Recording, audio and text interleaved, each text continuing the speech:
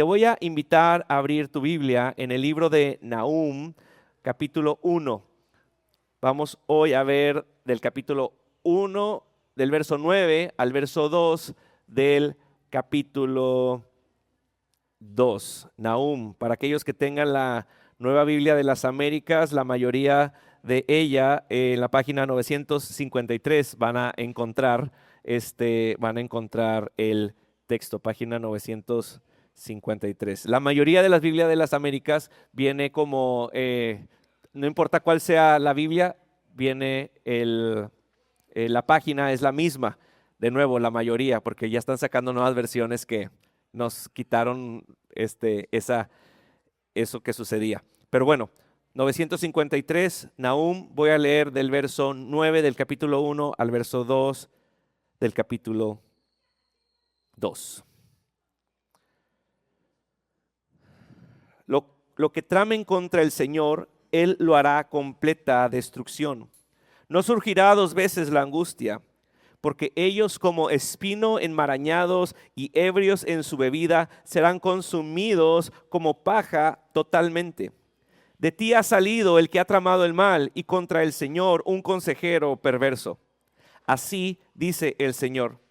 Aunque estén con todo su vigor y por más que sean muchos, aún así serán cortados y desaparecerán.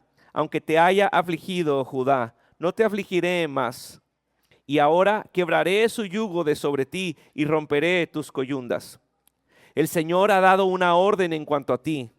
No se perpetuará más tu nombre. De la casa de tus dioses arrancaré los ídolos y las imágenes de fundición y prepararé tu sepultura porque eres vil. Miren, sobre los montes andan los pies del que trae buenas nuevas, del que anuncia la paz. Celebra tus fiestas, Judá, cumple tus votos, porque nunca más volverá a pasar por ti el malvado y ha sido exterminado por completo. El destructor ha subido contra ti, monta guardia en la fortaleza, vigila el camino, fortalece tus lomos, refuerza más tu poder. Porque el Señor restaurará la gloria de Jacob como la gloria de Israel, aunque devastadores los han devastado y destruidos sus sarmientos. Padre, venimos delante de tu palabra inspirada por tu Espíritu, proclamada a tu pueblo. Yo oro, Señor, que tú nos permitas llegar y venir a ella con un corazón reverente, con un corazón humilde. Permítenos ser transformados, permítenos ser animados, permítenos ser consolados, permítenos ser exhortados por ella. Señor, utiliza tu palabra a pesar de mí. Que tu palabra que es verdad, Señor, levante nuestra mirada a la obra completa y perfecta de tu Hijo Jesucristo. En el nombre de Jesús yo oro. Amén. Recuerdo una vez estar en la Sierra de Santiago cuando de repente los que estábamos ahí vimos a unos osesnos o unos cachorros de osos bajar de una ladera. Sí. Algunos de los que estábamos ahí nos emocionamos al ver a estas tiernas y peludas criaturas, pero recuerdo la mirada de los locales. Y su reacción inmediata al advertirnos de que no se nos ocurriera acercarnos a estos cachorros de osos. ¿Pero por qué si se ven tan inocentes, verdad? Y la razón no era porque los osesnos fueran peligrosos, el peligro estaba detrás de ellos. Mamá oso. Los locales sabían que la mamá oso no nos percibiría a nosotros como algo amigable, sino que nos percibiría como una amenaza y haría todo para proteger a sus crías. El sentido común nos dice, si te metes con el cachorro de un animal, estarás en problemas con la mamá, pues los protegerá a toda costa. Bueno, los asirios se metieron con el osesno de Dios. sus abusos y asedios fueron vistos por el creador del universo y ahora Dios se metería contra ellos. Si te metes con los osesnos, te metes con su madre. Si te metes con Judá, te metes con Dios. Hemos visto la semana pasada que Dios ya ha declarado quién es Él en el capítulo 1 del verso 1 al 8. Dios se muestra y proclama que Él es celoso, Él es vengador, Él es irascible, Él es grande en poder. Dios dice que Él no dejará sin castigo al culpable. De hecho, Nahum ha usado imágenes de cómo la creación tiembla y se derrite ante el Dios creador del universo. Ahora, una vez que Dios ya ha hablado quién es Él, va a hablarle a Nínive y a Judá. Cuando le hable a Nínive, en este texto que vemos, veremos un tono serio y de juicio, pero cuando le hable a Judá, veremos un tono esperanzador y de consuelo. Es decir, en este texto que vemos que Dios le habla a Nínive y a Judá. Nínive y Judá, Nínive y Judá. Podríamos decir que tenemos 3 pares de estas conversaciones. La gran idea que yo quiero que veamos en el texto es que el Señor destruye a sus enemigos y liberta a su pueblo. El Señor destruye a sus enemigos y liberta a su pueblo. Y he dividido este texto en estas 3 secciones donde vemos esta conversación con Dios y su enemigo y luego Dios a Judá. Por lo tanto, la primera sección en este par de conversaciones que vemos es del verso 9 al 13.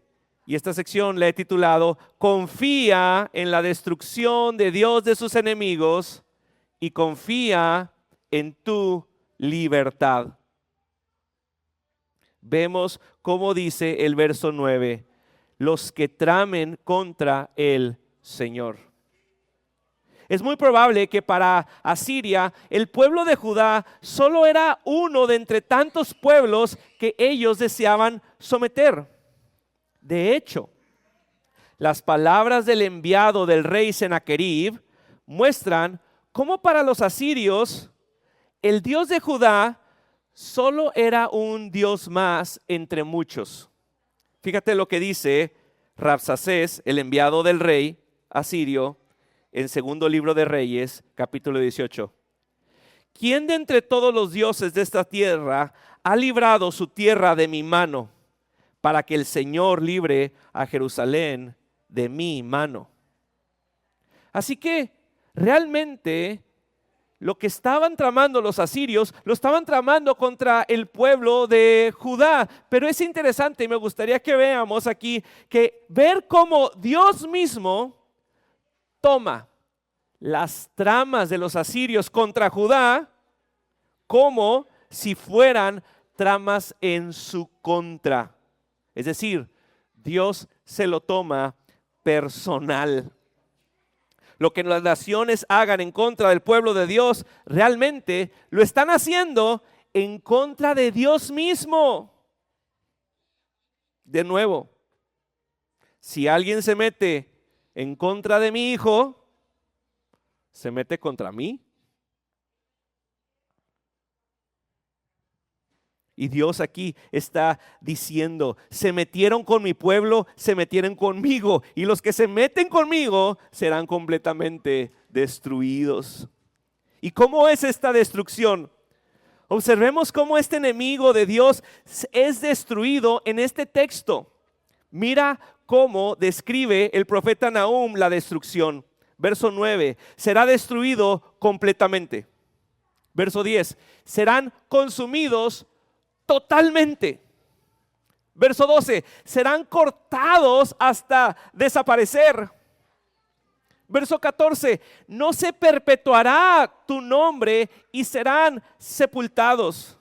Verso 15, nunca más volverán y su exterminio será por completo. La palabra contra Nínive no daba lugar a la duda. La paciencia del Señor se había expirado y su juicio completo sería ejecutado. Como dato histórico, quiero que veamos esto. Nínive fue destruida en el 612 antes de Cristo, pero fue destruida por completo y nunca más fue reedificada. No hubo otro reino ni otro imperio que regresara a las ruinas para levantar de nuevo la ciudad.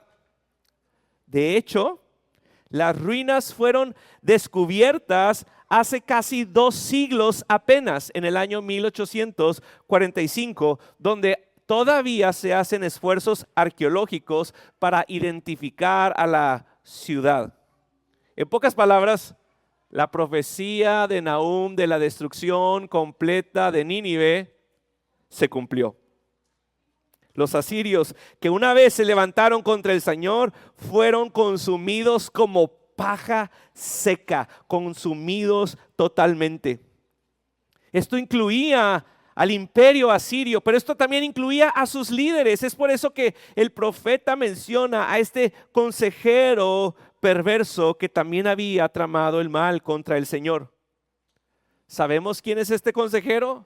Me gustaría decir, sí sabemos quién es, pero la palabra no nos dice quién es este consejero. Lo que sí sabemos es que igual que Nínive, este consejero sería cortado y desaparecería. El imperio asirio, que se creían el gran imperio, el imperio asirio con sus gobernantes, que se creían que nadie podría contra ellos, estaban, como dice el texto, en todo su vigor, con su ejército numeroso, con sus estrategias, pero aún con todo esto, nada serviría para detener el juicio del Dios celoso y vengador. Así que Nínive no solo sería destruida por completo, sería destruida de una manera vergonzosa. Hermanos, el Señor destruye a sus enemigos y liberta a su pueblo. Vemos cómo viene esta palabra de consuelo en el verso 12 y 13. La palabra de consuelo que viene a Judá dice: el yugo será quitado y el dominio de los asirios sobre Judá se acabará. Ahora, quiero que notemos algo interesante aquí en el texto. El Señor habla de que usó al imperio asirio para disciplinar a su pueblo de Judá. De hecho, la disciplina del Señor para el reino del norte ya había llegado. Ya el norte había sido dispersado, la capital del norte, Samaria, ya había sido tomada. Pero aquí dice: aunque te haya afligido Judá, no te afligiré más. ¿Cómo podemos entender esto? ¿Cómo de que Dios afligió a Judá a través del imperio asirio? Bueno, Judá había incumplido con el pacto de Dios. Y de hecho, Dios usó a las naciones para traer sobre ellos su disciplina. Judá estaba viviendo las consecuencias de apartarse del Señor. Mira lo que Moisés escribió en Deuteronomio al pueblo: por cuanto no serviste al Señor tu Dios con alegría. Deuteronomio 28:47. Y con gozo de corazón, cuando tenías la abundancia de todas las cosas, por tanto servirás a tus enemigos, los cuales el Señor enviará contra ti. Porque Judá había sido infiel al pacto de Dios, el Señor había utilizado a los asirios para disciplinarlo. Dice: en hambre, en sed, en desnudez y en escasez de todas las cosas. Dice: Él pondrá, hablando de estas naciones, yugo de hierro sobre tu cuello hasta que te haya destruido. Y de hecho aquí vemos que dice: el yugo ya no será sobre ti. La palabra de Nahum es un consuelo para Judá. La disciplina del Señor Judá ha terminado. Se ha acabado.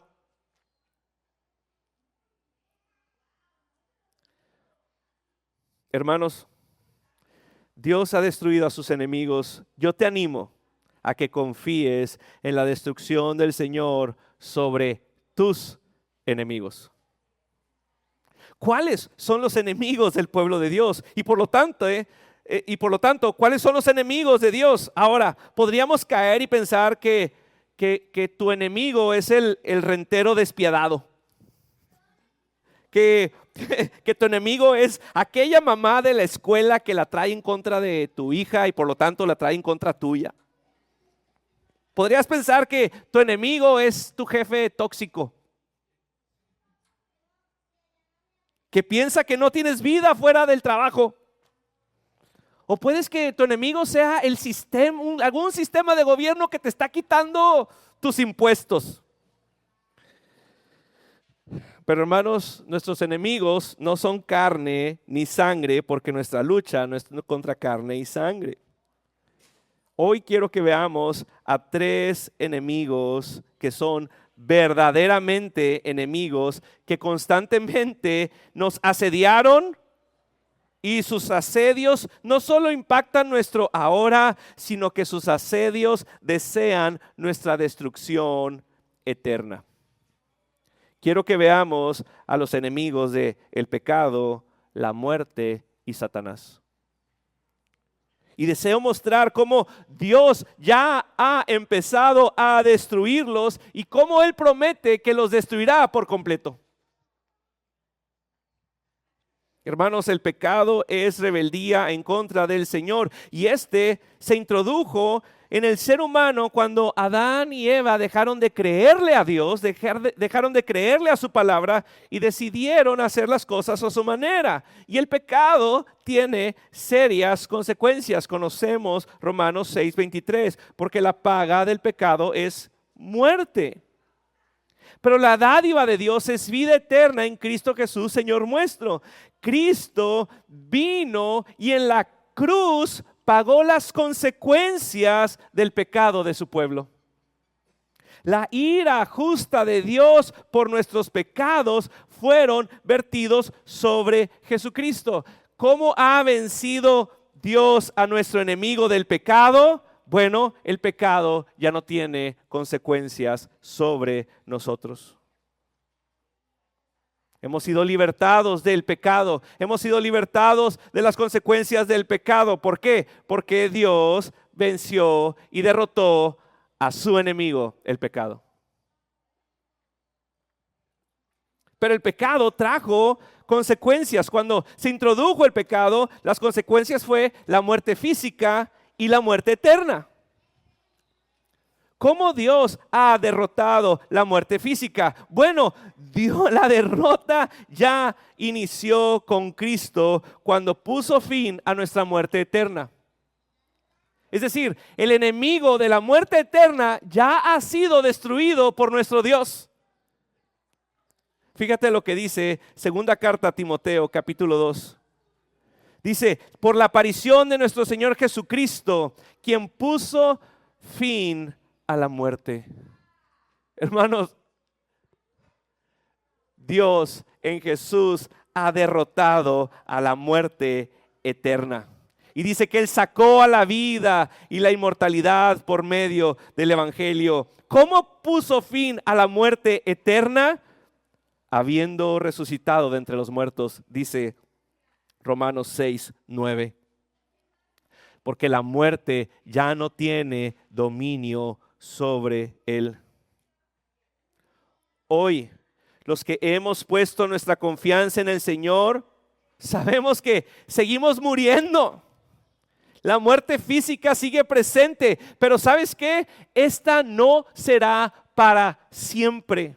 Jesús terminará para siempre con la muerte.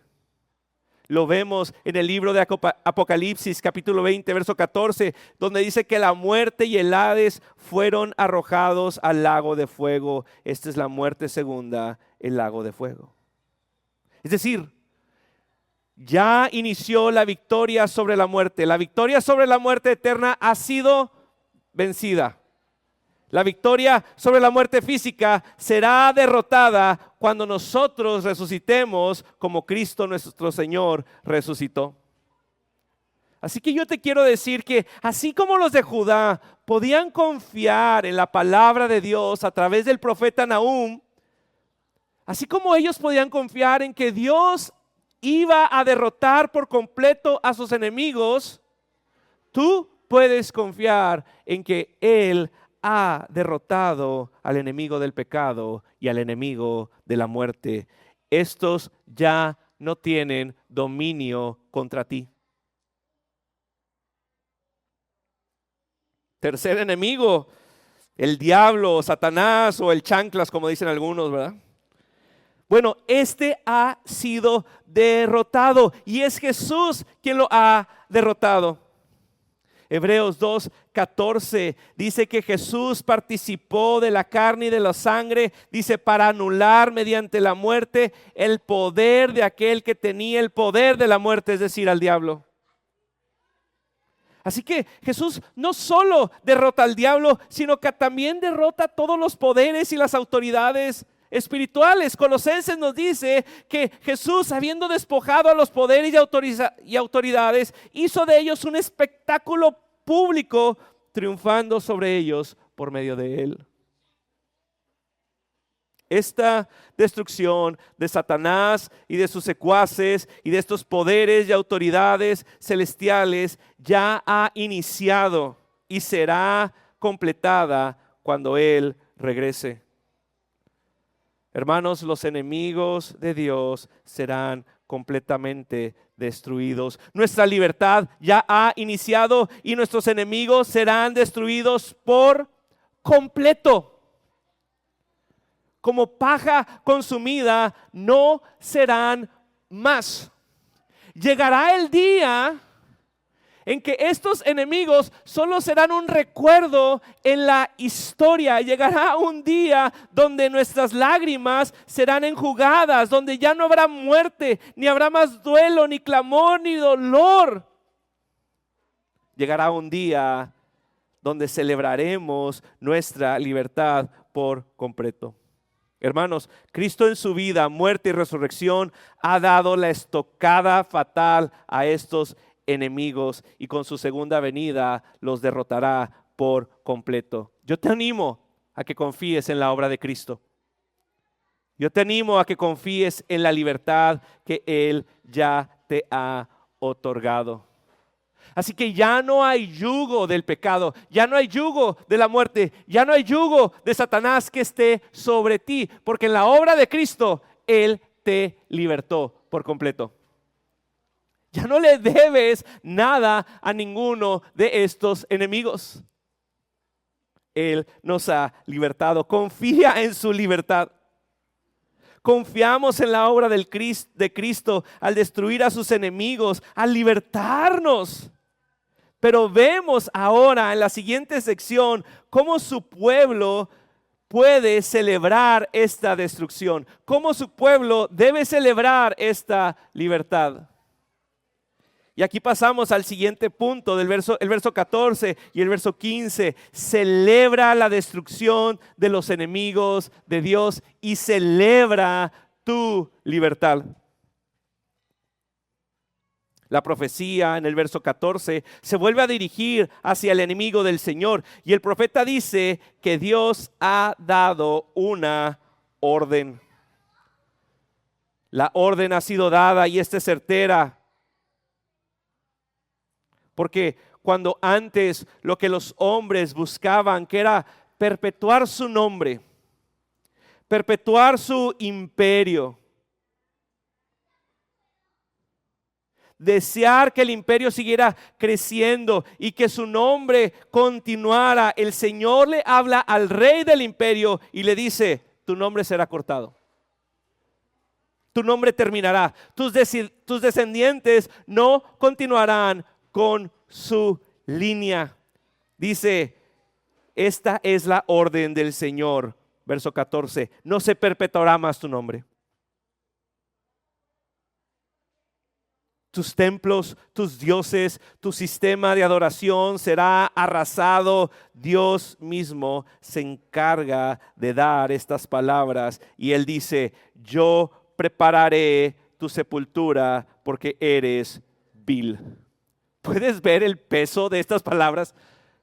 Que Dios le esté diciendo al imperio asirio: yo estoy cavando tu sepultura.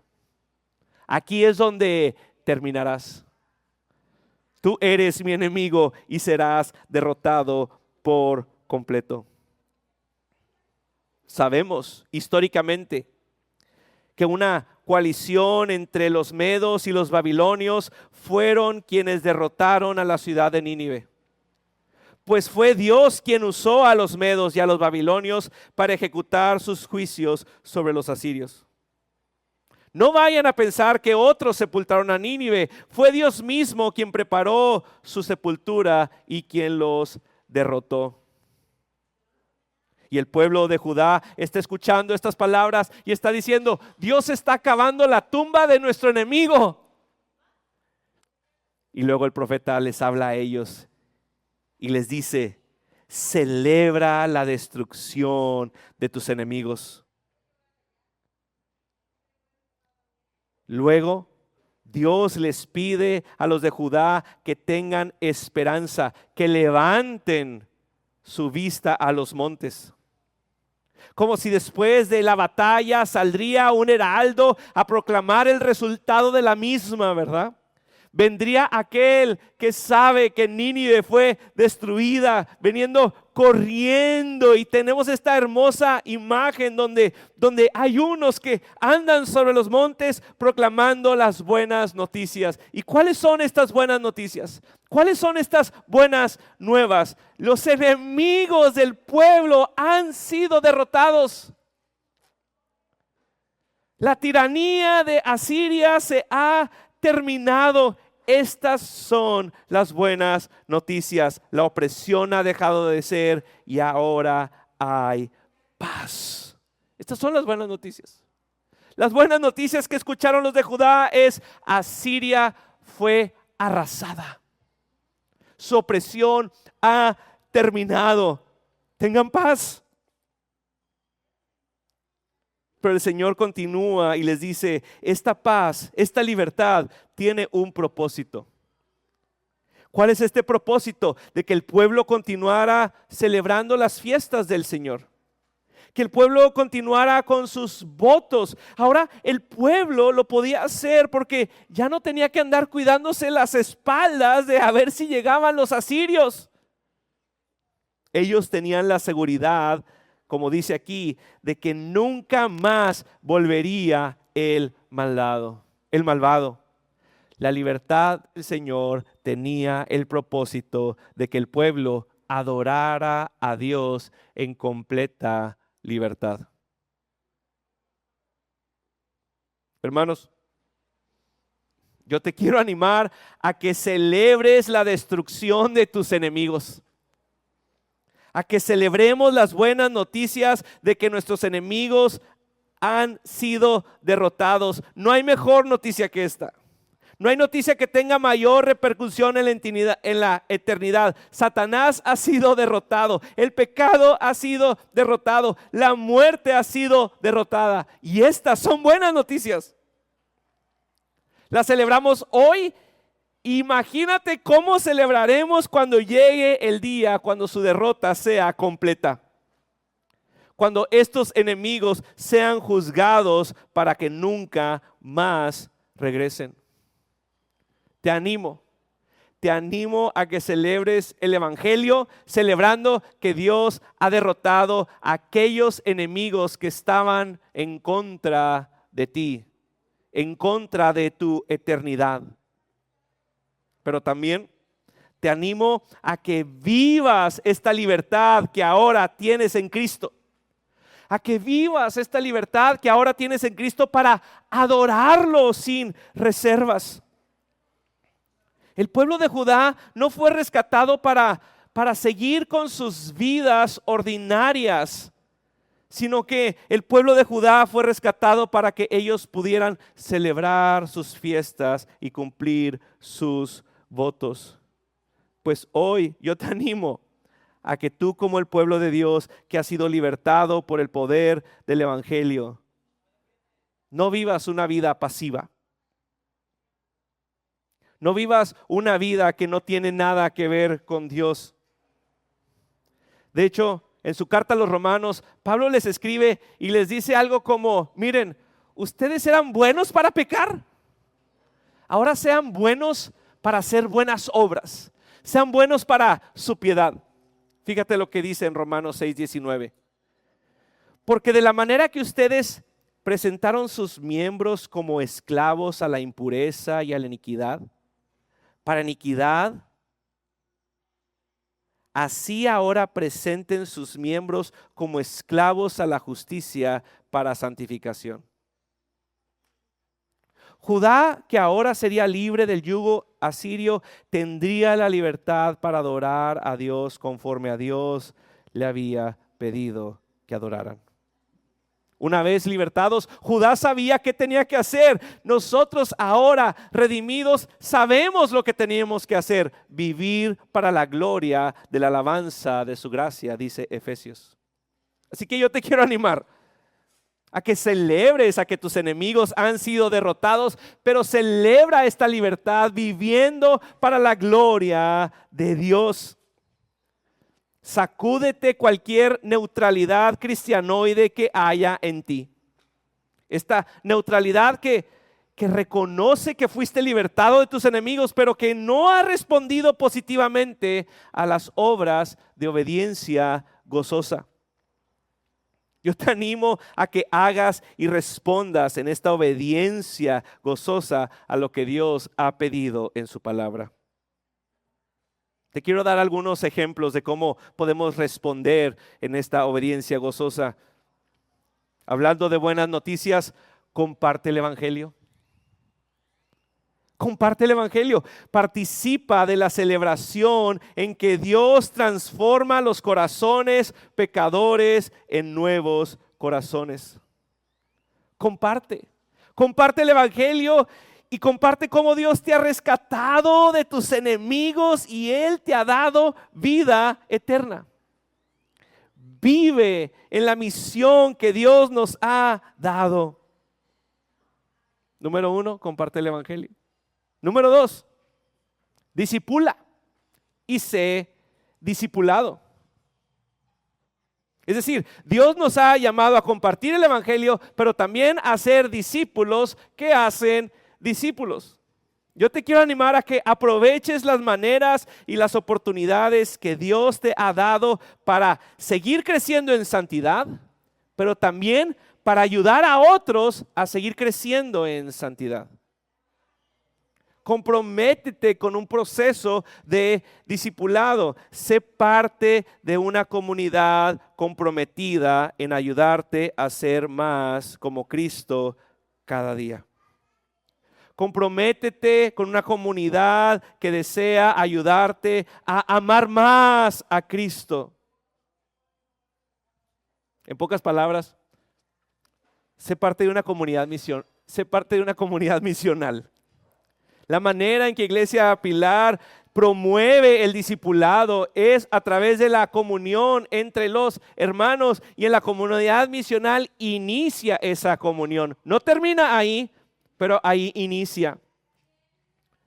Comprométete con 2 o 3 hermanos para seguir creciendo a la imagen de Cristo.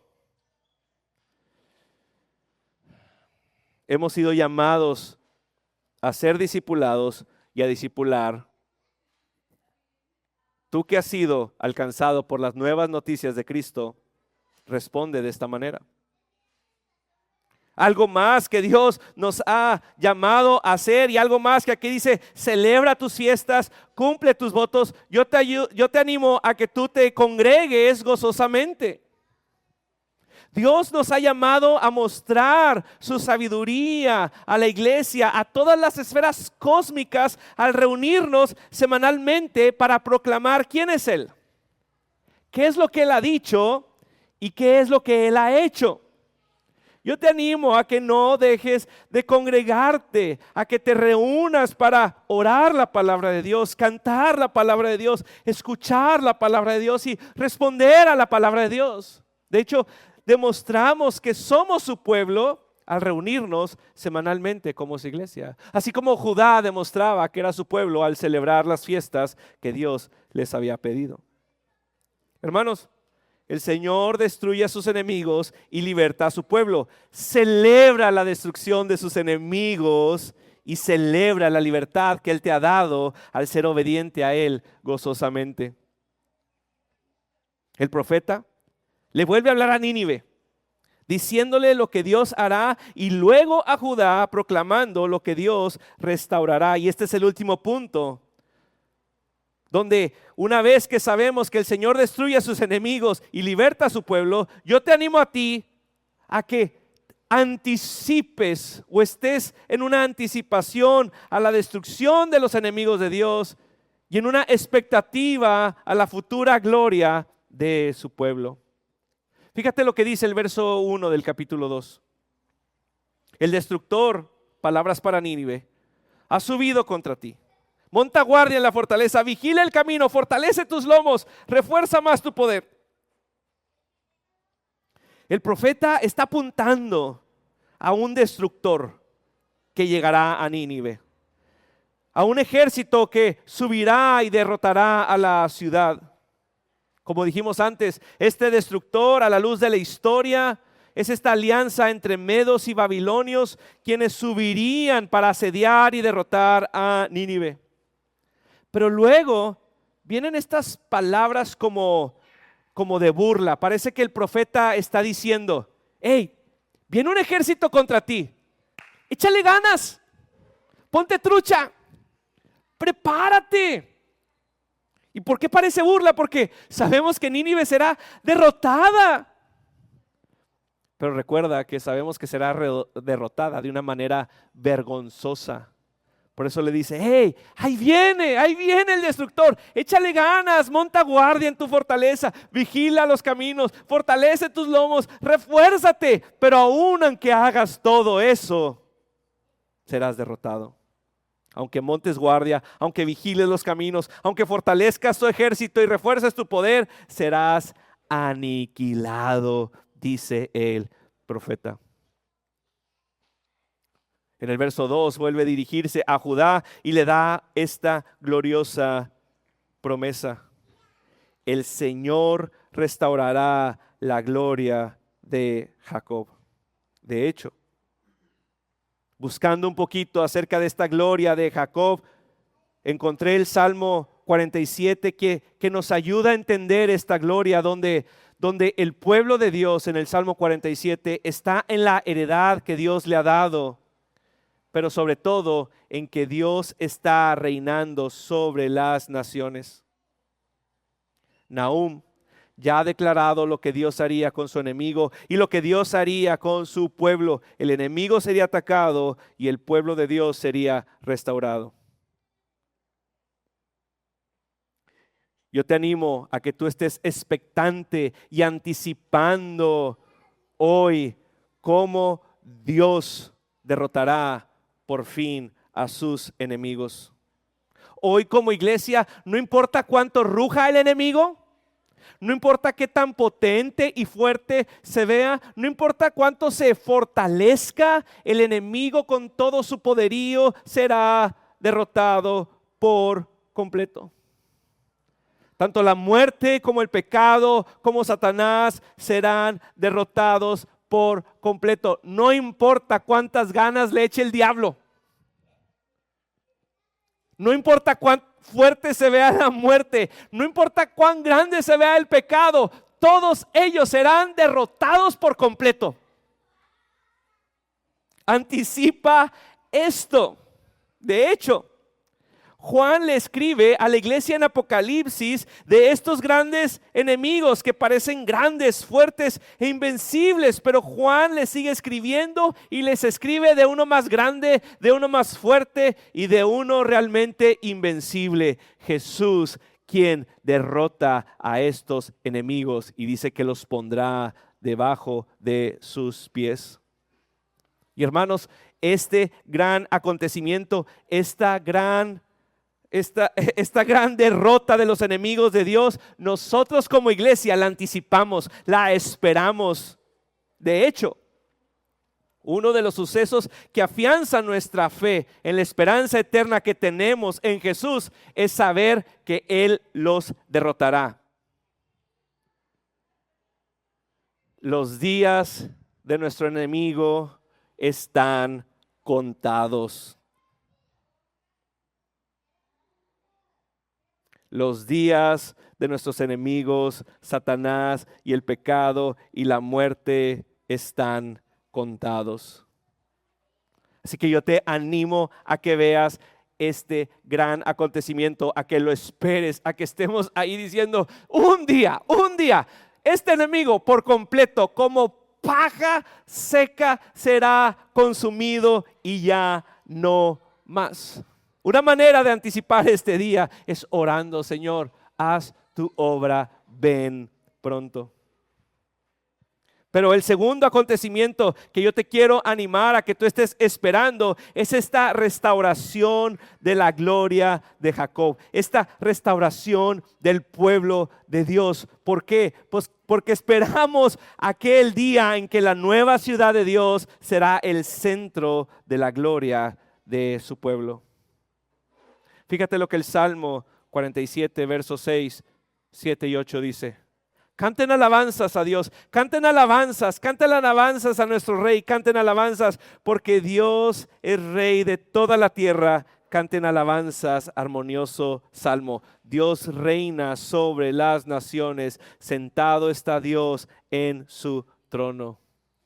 Este es el salmo donde la gloria de Jacob es restaurada. Yo te animo a que anticipes la restauración de la gloria de Dios y la gloria de su pueblo. Hermano, el Señor destruye a sus enemigos y liberta a su pueblo. Está expectante de esta destrucción completa y te pido que estés expectante de la gloria de su pueblo cuando Dios reine sobre todo. Los enemigos del pueblo de Dios son los enemigos de Dios. Todo aquel que no es parte del pueblo de Dios es enemigo de Dios. Son aquellos que se rebelan en contra del Creador del universo. Aquellos que no son parte del pueblo de Dios son aquellos rebeldes que desean hacer las cosas a su pensar, que desean vivir la manera como ellos desean.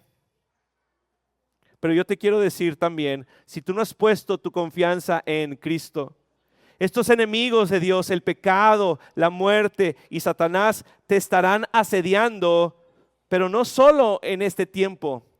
Si tú no has puesto tu confianza en Cristo, estos enemigos del pecado y la muerte y el diablo te asediarán por la eternidad.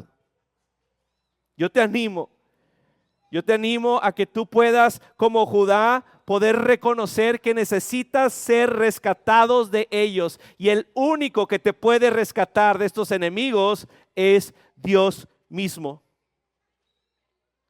Yo te animo a que seas parte del pueblo de Dios, a que puedas cobijarte bajo su salvación. Y la manera de hacer eso es creyendo en Jesús, poniendo tu confianza en Él para que te salve de las consecuencias de tu pecado. Si tú no eres parte del pueblo de Dios, hoy yo te animo a que reconozcas tu rebeldía, reconozcas tu pecado, te arrepientas de ella y te cobijes bajo la salvación de Dios.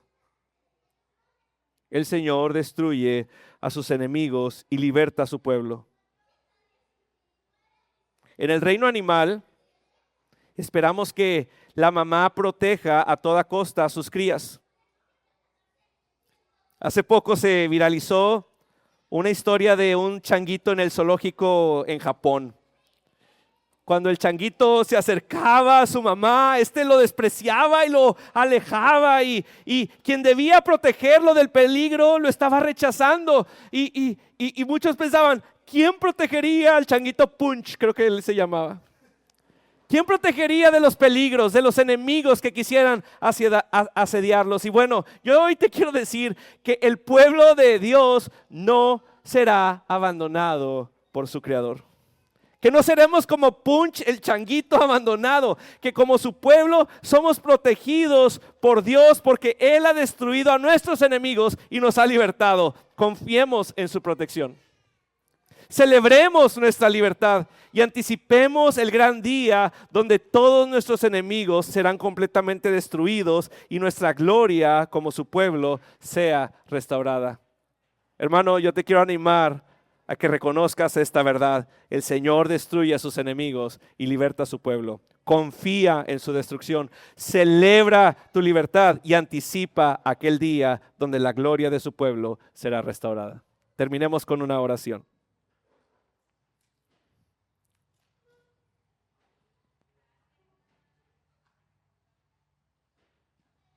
Padre, venimos delante de ti. Ayúdanos, Espíritu de Dios, a reconocer cómo estás tú sobre nuestros enemigos. Cómo tú nos has libertado, Señor, de aquellos que nos asediaban por la eternidad, que querían nuestra destrucción eterna.